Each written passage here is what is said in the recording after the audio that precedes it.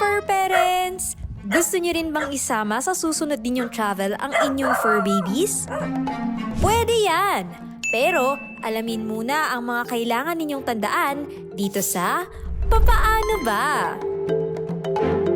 Para sa mga bumabiyahe na kasama ang kanilang mga alagang hayop, kinakailangan na makipag-ugnayan sa Bureau of Animal Industry National Quarantine Services o mag-register sa kanilang website na nbqsd.bai.gov.ph para makakuha ng shipping permit at mapayagang may pasok sa mga pantalan at mga barko ang inyong mga fur baby. Tandaan na ang bisa ng permit na ito ay tatagal lang ng 7 araw.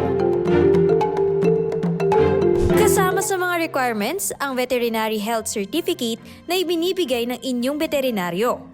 Naglalaman ito ng mahahalagang impormasyon gaya ng uri ng bakuna ng inyong alaga at ang validity nito. O di ba?